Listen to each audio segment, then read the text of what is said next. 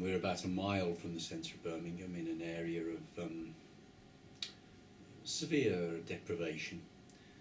I think that the ward we're in is or was the fourth most deprived ward in England and Wales.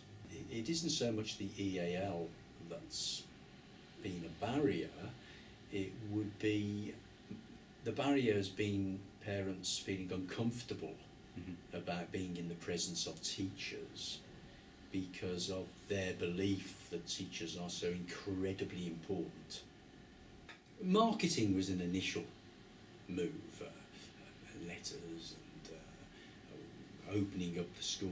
We opened up our school for ICT facilities and issues like this, but we were just touching a very small group of parents, the ones that were going to come in anyway. And so we did feel, and this is probably about 12 years ago, that the type of parents' evenings we were running weren't attracting our parents. They were what I would call the typical cattle market parents' evening, where all the subject people were in at desks and the parents came in. We decided that no longer would we have cattle markets, but we would indeed get the tutor to meet the parents with all of the data, all of the reports from all of the subject teachers, that they would spend a minimum of 20 minutes with the parents. They would go through the progress of the child.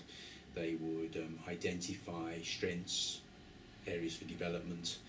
At the end of that meeting, they would sign a little contract, and that was, this is what we want your son, your daughter to be doing before we meet again.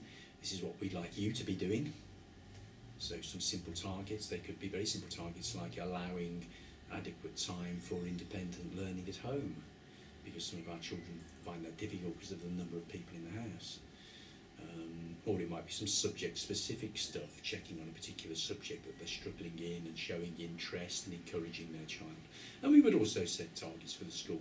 Once these meetings had taken place, any parent who didn't turn up or who had made no contact, then we would get a growing homeschool liaison team to contact them. If contact couldn't be made, we would pay a home visit.